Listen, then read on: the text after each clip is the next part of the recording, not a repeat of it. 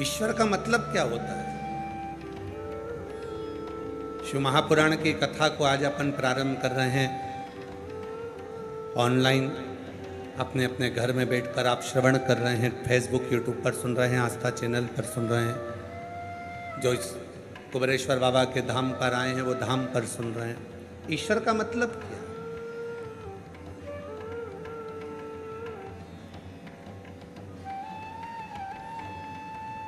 जो इस संसार सागर में प्रत्येक जीव में जो समाया हुआ है, हर एक के भीतर जो रमण कर रहा है, हर एक के दुख सुख, उसकी खुशी, उसका आनंद उसके भीतर बैठकर जो महसूस कर रहा है, वही ईश्वर,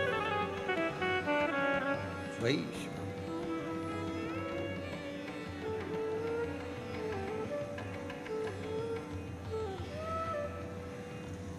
आप शिव जी के मंदिर में जाते हो,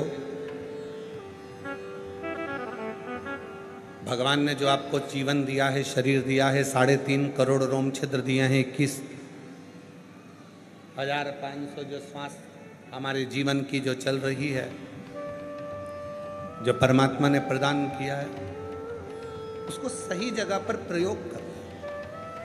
एक छोटी सी कथा से आज की कथा को प्रारंभ करते हैं। एक मछुआरा समुद्र के किनारे पर भ्रमण कर रहा था, कुछ जाल बिछा रहा था, सामान लेकर जा रहा था। मछुआरा, और वो मछुआरा जब जाल बिछाने के बाद वापस आ रहा था तो उसको एक पोटली मिल गई।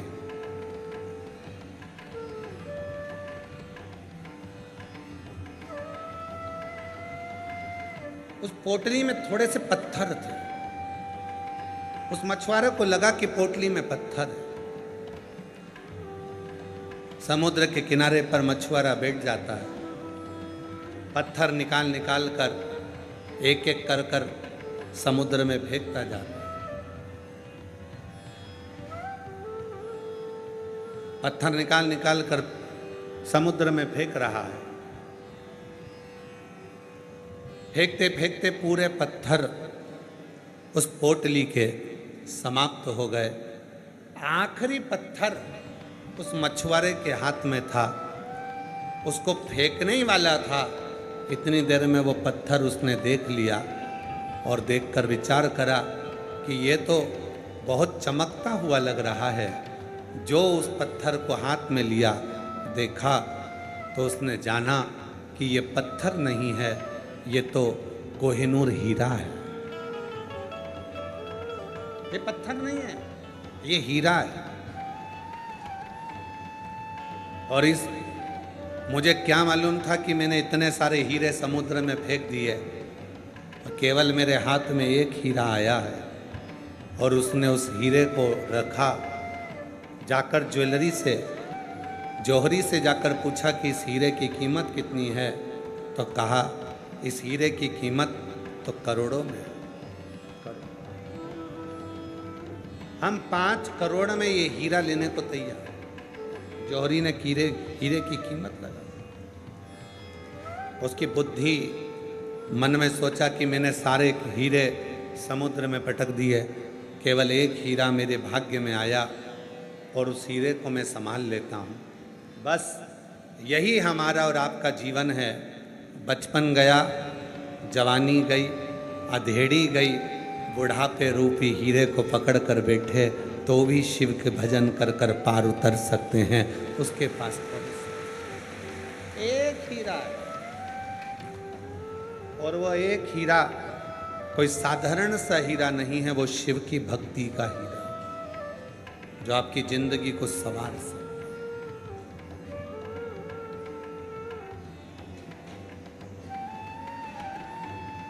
एक हीरा, वो शिव के नाम का हीरा, भगवान के विरल भक्ति का हीरा।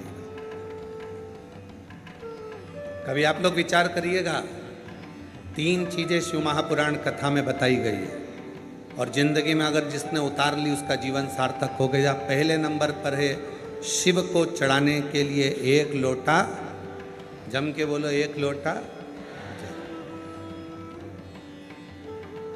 शिव को समर्पित करने के लिए एक लोटा जल। दूसरे नंबर पर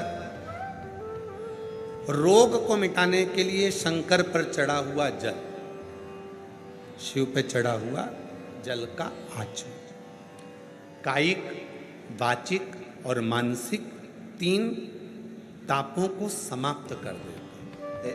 एक पत्र है, सुनिए।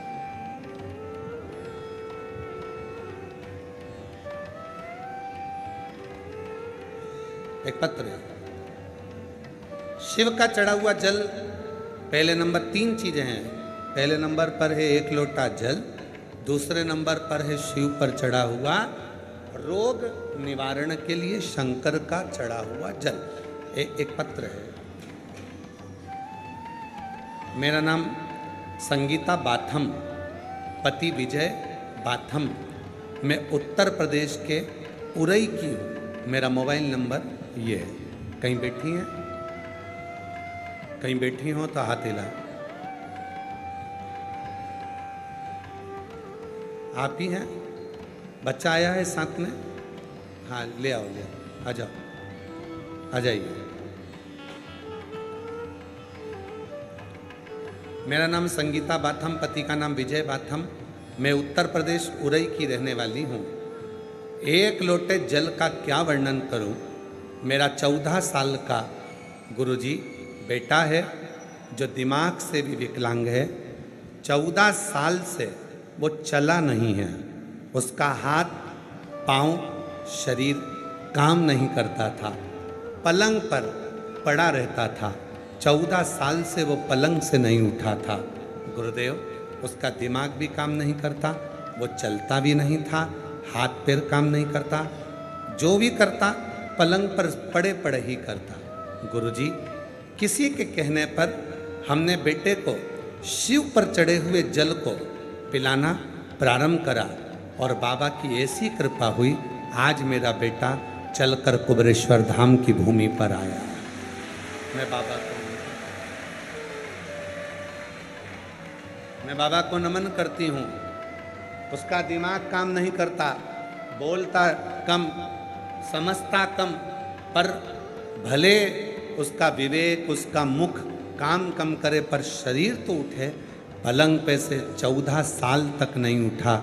पहली बार मेरा बेटा उठा और मैं उसको बाबा के धाम लेकर आया। शुद्ध तत्व किसको कहते हैं? 3 चीजें, 3 चीजें। पहले नंबर पर है शिव जी को चढ़ाया गया 1 लोटा, शिव को चढ़ाया गया 1 लोटा। दूसरे नंबर पर है भगवान शंकर को चढ़ाए गए जल का आचमन, जो हमारे रोग, हमारी बीमारी, हमारी तकलीफ, हमारे कष्ट को समाप्त। और तीसरे नंबर पर है जब व्यक्ति हर तरह से टूट जाए, सारा दुख उसके माथे पर आ जाए, कोई रास्ता नजर ना आए, तकलीफों में अगर वो घिरा हुआ है, तो रवि प्रदोष के दिन बेलपत्र के वृक्ष को लगा दे और उस वृक्ष का सेवन करना, उसकी सेवा करना प्रारंभ कर दे, तो जिंदगी में 7 जन्म तक भी संपदा की कमी नहीं आ सकती।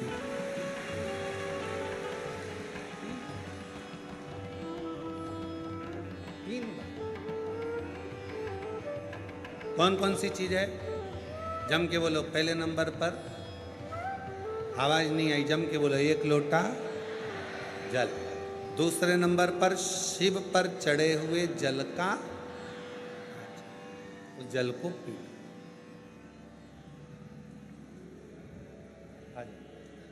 जोरदार ताली बजाओ। 14 वर्ष तक नहीं चला, 14 साल तक पलंग पर पड़ा रहा, सारा कार्य पलंग पर करता था। आज अपना खुद चलकर बाबा के धाम पर आया है। जोरदार।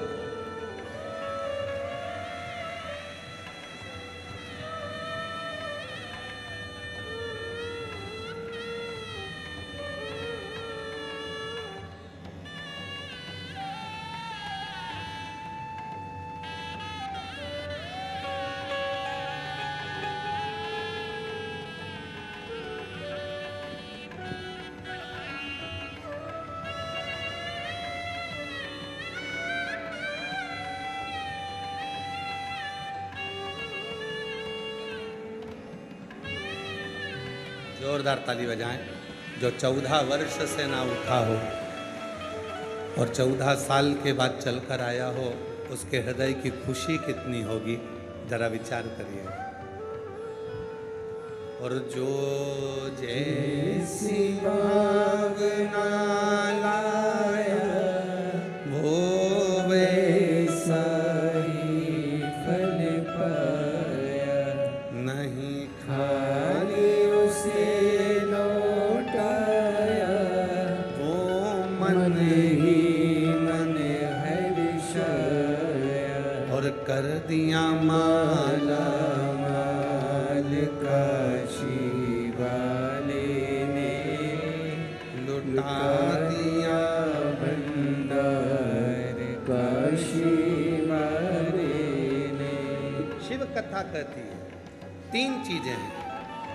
पहले नंबर पर 1 लोटा जल, दूसरे नंबर पर शिव पर चढ़ा हुआ जल का आचमन, और तीसरे नंबर पर है रविवार के दिन प्रदोष पड़े और उस दिन लगाया गया बेलपत्री का वृक्ष जीवन में 7 जन्म तक भी संपदा को कम नहीं होने देता। रवि प्रदोष, रविवार का यदि प्रदोष का व्रत पड़ा है, रविवार के दिन यदि प्रदोष पड़ी है, उस प्रदोष के दिन प्रदोष काल में, प्रदोष काल जब सूर्य डूबने पर हो, चंद्र उगने पर हो, और उसी समय पर जो प्रदोष काल होता है, उस प्रदोष काल में यदि एक बेलपत्री का वृक्ष कहीं पर लगाया गया है और उस बेलपत्री के वृक्ष को आप हमेशा स्मरण करना प्रारंभ कर दें, प्रदोष के दिन उसके नीचे दीप लगाना प्रारंभ कर दें, कभी किसी के आगे हाथ फैलाने की जरूरत नहीं पड़ती, अपन स्वयं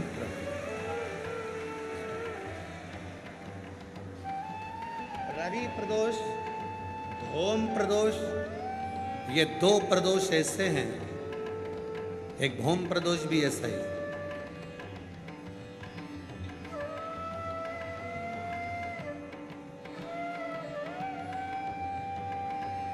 महाराज मंगलवार का दिन हो, डॉक्टर ने भी कह दिया हो कि इसको 20 साल तक औलाद नहीं हुई, 25 साल तक नहीं हुई, 30 साल तक नहीं हुई, 18 साल तक भी इसको औलाद नहीं हुई, 30 साल हो गए औलाद नहीं हुई, और सब तरह से जब हार जाओ, भौम प्रदोष के दिन प्रदोष काल में शिव जी के मंदिर में शंकर के शिवलिंग पर 3 जगह पर कनेर का पुष्प समर्पित करना प्रारंभ। पहला अशोक सुंदरी की जगह पर, दूसरा जहाँ शिवलिंग रखा हुआ है उस जलाधारी पर, कटी पर, और तीसरा शंकर भगवान के शिवलिंग पर पुष्प कनेर का रखना प्रारंभ कर दो। उसमें से अशोक सुंदरी वाले पुष्प को घर लेकर आना प्रारंभ कर दो। भौम प्रदोष के दिन 4 से 5 भौम प्रदोष करोगे और एक दिन मेरा बाबा तुम्हारा गर्भ ठहरा देगा और बाबा की कृपा से तुम्हारे घर में संतान। भौम प्रदोष, जितनी रवि प्रदोष की प्रबलता है, रवि प्रदोष क्या करता है? धन देता है, संपदा देता है, वैभव देता है। जो बेटे बेटी, नवयुवक बेटा बेटी जितने भी कंपटीशन एग्जाम में बैठते हैं, जितने परीक्षा देने के लिए बैठते हैं, जितना कंपटीशन एग्जाम में बच्चा बच्ची बैठते हैं और वो आखिरी में ये विचार करते हैं कि मैं ये सीए क्लियर नहीं कर सकता, मेरा ये पार्ट क्लियर नहीं होगा, मैं आईएएस ऑफिसर नहीं बन सकता, मन से ये निकालना छोड़ दो कि मैं ये नहीं बन सकता। अगर आपने रवि प्रदोष के दिन प्रदोष काल में एक बेलपत्री के वृक्ष को कहीं पर भी लगाया है और प्रत्येक प्रदोष पर जाकर आप उसके नीचे अगर दीपक लगा रहे हो तो तुमको तुम्हारी मंजिल तो मिलकर रहेगी ही, चाहे कुछ भी।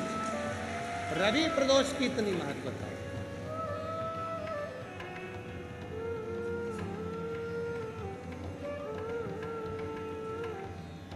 और मांगा है भोलेनाथ से वरदान एक ही, मांगा है भोलेनाथ से वरदान एक ही। तेरी कृपा बनी रहे जब तक है जिंदगी, तेरी कृपा बनी रहे जब तक है जिंदगी। मांगा है भोलेनाथ से वरदान एक ही, मांगा है भोलेनाथ से वरदान एक ही। तेरी कृपा बनी रहे जब तक है जिंदगी, तेरी कृपा बनी रहे जब तक है जिंदगी। मांगा है भोलेनाथ से वरदान एक ही, मांगा है भोलेनाथ से वरदान एक ही। शिव करुणा के सागर। शिव महापुराण की कथा कहती है ये तीन चीजें हमारे जीवन को सुख देती हैं। एक लोटा जल शिव को चढ़ाना प्रारंभ किया, हमारे धीरे धीरे मार्ग सुलभ होते चले गए, मार्ग खुलते चले गए, मार्ग खुलते चले, सुलभ हो गए मार्ग।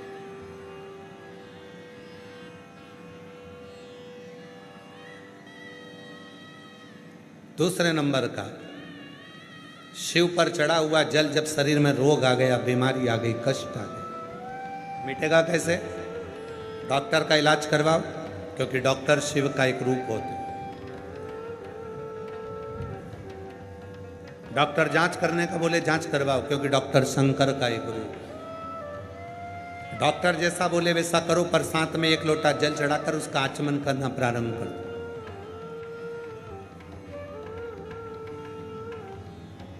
मिल जाए कुबेरेश्वर धाम का यदि रुद्राक्ष, उसको तांबे के लोटे में गलाओ, सुबेरे शिव जी को जल चढ़ाओ, उस जल को लेकर आ जाओ, वो जल आचमन करना प्रारंभ करो, थोड़ा थोड़ा 3 बार उसका आचमन करो। धीरे धीरे धीरे धीरे मेरा कुबेर भंडारी ऐसी कृपा करेगा कि एक ना एक दिन कुबेरेश्वर धाम पर तुम्हें बुला ही लेगा, कृपा करेगा।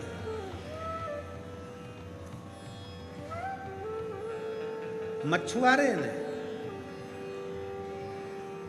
एक पत्थर को देखा और पहचान गया कि ये मैंने सारे हीरे नीचे फेंक दिए, एक हीरा मेरे पास में रह गया, पर अब इस हीरे को छोड़ना नहीं, अब इस हीरे को नहीं छोड़ना। कुबेरेश्वर धाम पर आए हुए शिव भक्त ये सोचकर नहीं आए थे तो कि उनको ये कथा मिल जाएगी।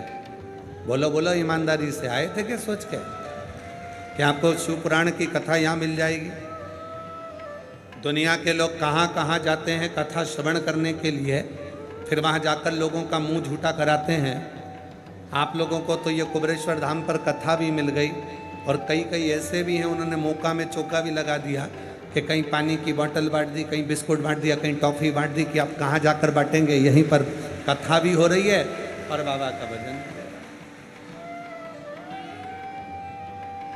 सोचा नहीं था आपने कि कथा मिल जाएगी। और कई माताएं तो ऐसी हैं, कई मेरी जीजियाँ ऐसी हैं, कई मेरे जीजा ऐसे हैं, कई बेटियाँ ऐसी हैं, कई बेटा ऐसे हैं, जो तो पंडाल में बैठे बैठे सो रहे थे, उनको तो मालूम ही नहीं था कि कथा होगी। पर तेरी कृपा का क्या है भरोसा, किस पर हो जाए जरा से हम पर कर दो, जरा से हम पर कर दो। जिस पर भी हो गई तेरी कृपा करुणा वो भव पार हुआ, भव पार हुआ।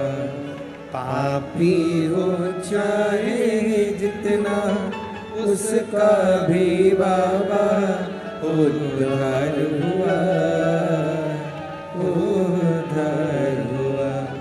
गीत अजामिल गणिका जैसे तेरे मन को भाई जरा सी हम पर कर दो, जरा सी हम पर कर दो। तेरी कृपा का क्या है भरोसा, कब किस पर हो जाए, जरा सी हम पर कर दो, जरा सी हम पर कर दो। रुद्राक्ष मिल गया आप लोगों को? जम के बोलो। जल चढ़ गया, कंकर शंकर पूजन हो गई, बट वृक्ष का दर्शन हो गया, बटकेश्वर पूजन हो गया, भोजन हो गया, सब हो गया। बस एक ही चीज बची थी, कथा, वो भी मिल गई।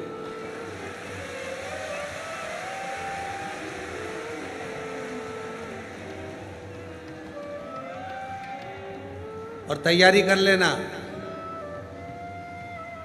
3 महीने में तो देरी है।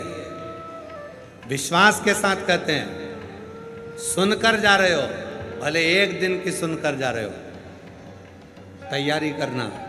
गुरु पूर्णिमा तक तुम्हारा मनोरथ पूर्ण होकर बाबा वापिस बुला।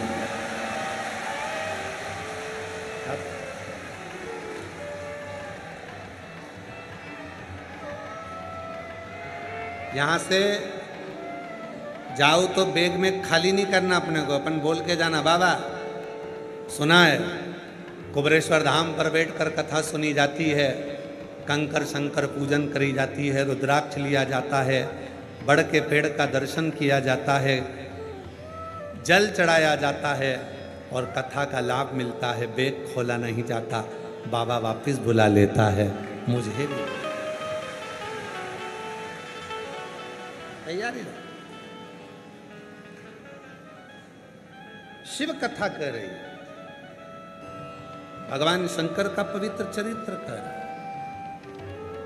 बहुत दूर दूर से आते हैं, कंकर उठाते हैं, 5 कंकर को रखकर पूजन करते हैं, 4 कंकर वहीं छोड़ते हैं, 1 कंकर साथ लेकर जाते हैं, दिल से बाबा को प्रार्थना करते हैं, उसका फल तो मिलता है, फल तो प्राप्त। शिव तत्व है, और जब विश्वास होता है तो परमात्मा कृपा करता है।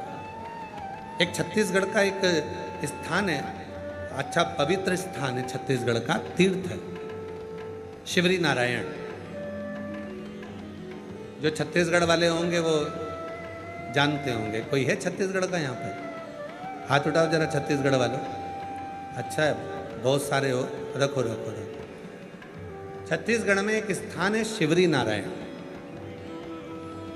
विश्वास वाली बात देखिए, शिवरी नारायण की एक कथा आती है और पूरे छत्तीसगढ़ वालों को शिवरी नारायण पर गौरवान्वित होना चाहिए। पवित्र तीर्थ है शिवरी नारायण।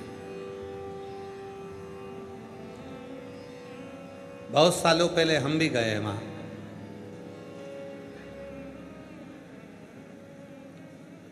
शिवरी नारायण में सीताराम जी का मंदिर है। नारायण भगवान की, मेरे श्री हरि का प्रतिबिंब स्वरूप वहां पूजा जाता है। एक शिवलिंग भी है, लोग उसकी भी पूजा करते हैं। एक राजा हुआ है, रत्नपुर नाम के नगर के नरेश थे। रत्नपुर नरेश को मालूम पड़ा कि शिवरी नारायण में राम जी की सुंदर स्वरूप है, सीताराम जी वहां विराजते हैं, भगवान के सुंदर स्वरूप का वहां दर्शन होता है। रत्नपुर नरेश दर्शन करने के लिए शिवरी नारायण चल दिए। देखिए विश्वास में कितना बल होता है। ये शिव पुराण की कथा है। भरोसे में कितना बल, विश्वास में कितना बल। लोग कहते हैं गुरुजी सीहोर कुबरेश्वर धाम का रुद्राक्ष इतना प्रबल क्यों होता है? कुबरेश्वर धाम पर किया गया कंकर शंकर की पूजन इतनी प्रबल क्यों होती है? कुबरेश्वर धाम पर 5 मिनट की सुनी हुई शिव पुराण भी इतनी प्रबल होती है क्यों? उसका विश्वास और जब भरोसा पूर्ण होता है तो मेरा देव अधिदेव महादेव ये नहीं देखता कि तुम्हारा पाप क्या है, वो तो भंडार भरना प्रारंभ कर दे। विश्वास, भरोसा, दृढ़ता।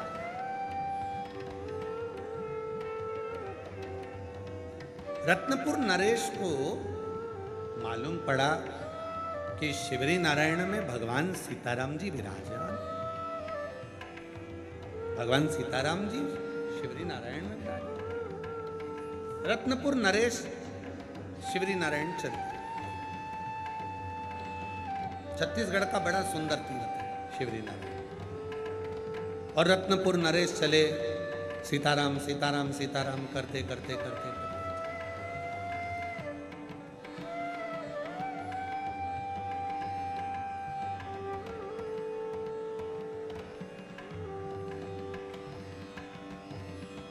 पर रत्नपुर नरेश शिवरी नारायण के मंदिर में पहुंच गए, दर्शन किया।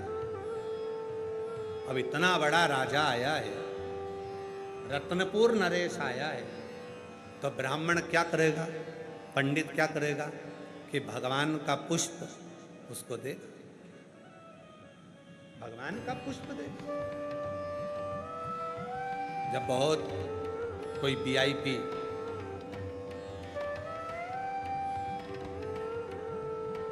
बहुत वीआईपी जब कोई मंदिर में जाता है तो पंडित जी जो भगवान पे चढ़ा हुआ ही फूल है, पत्र है, वो उसको दे देते हैं। अब शिवरी नारायण में दर्शन करने के लिए रत्नपुर नरेश पहुंच गए। और रत्नपुर नरेश ने जैसे ही शिवरी नारायण में सीताराम सरकार का दर्शन किया, भगवान श्री हरि का दर्शन किया, पंडित जी ने एक कमल का पुष्प उनके मस्तक पर चढ़ा था, भगवान राम जी के, भगवान नारायण के, वो पुष्प उठाकर पंडित जी ने वो पुष्प रत्नपुर नरेश को दे दिया। रत्नपुर नरेश को जैसे ही कमल का पुष्प मिला, उस कमल के पुष्प में एक बाल लगा हुआ था, बाल उसमें लगा, कमल के पुष्प में वो बाल लगा।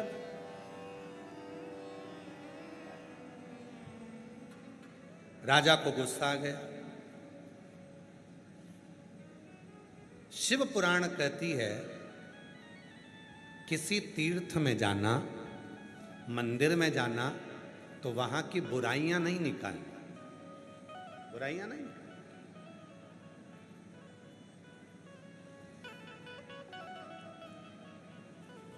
आज के समय में एक बहुत बड़ा मामला चल रहा है अयोध्या की चोरी का। अयोध्या की चोरी का एक मामला चल रहा है। राम मंदिर में चोरी हो गई, ये हो गया, वो हो गया। हमें समझ में नहीं आता कि सालों पहले मुगलों ने हमारे सनातन धर्म के मंदिरों में जो चोरी करी थी, वो मुद्दे को लेकर क्यों नहीं आते जो आज अवध के मुद्दे को लेकर आते।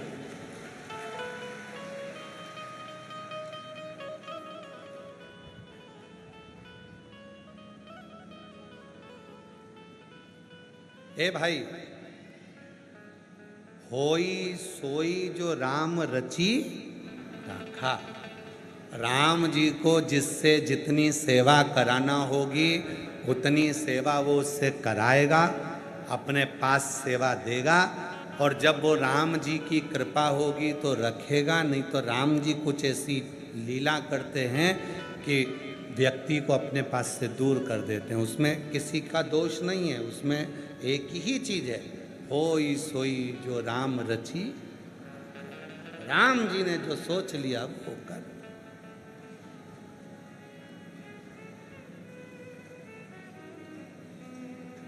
हम क्या करने जा रहे हैं अवध में? भगवान श्री राम जी का दर्शन करने। रत्नपुर नरेश क्या करने गए थे? शिवरी नारायण में भगवान सीताराम जी का दर्शन करने के लिए। ब्राह्मण देवता ने क्या करा? कमल का पुष्प उठाकर दे दिया, कमल का पुष्प उठाकर दिया। महाराज, उस कमल के पुष्प में एक बाल लगा हुआ था। रत्नपुर नरेश को क्रोध आ गया, ये किसका बाल लगा है और तुमने बाल लगा हुआ ये पुष्प हमको दे दिया? गुस्सा हुआ।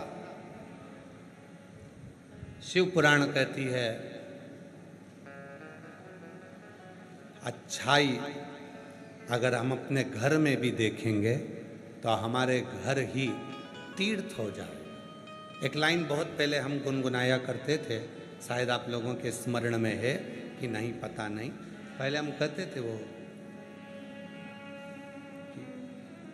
इस कल युग में तीर्थ का क्या काम है, इस कल युग में तीर्थ का क्या काम है, कर लो घर में सेवा वहीं तो चारों धाम है, कर लो घर में सेवा वहीं तो चारों धाम है। इस कल युग में तीर्थ का क्या काम है, कर लो घर में सेवा वहीं तो चारों धाम है। जिसके घर में सास ससुर वहीं बद्रीनाथ हैं, जिसके घर में सास ससुर वही बद्रीनाथ है। बोलो बोलो बोलो, जितने ऑनलाइन कथा सुन रहे हो सब बोलो, जिसके घर में सास ससुर वही बद्री, जिसके घर में सास ससुर वही तो बद्रीनाथ है। अरे कर लो उनकी सेवा,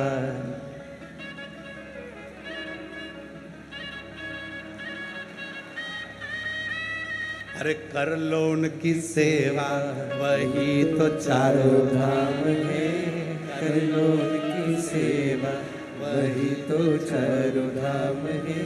इस कल युग में तीर्थ का क्या काम है, कर लो घर में सेवा वही तो चारों धाम है।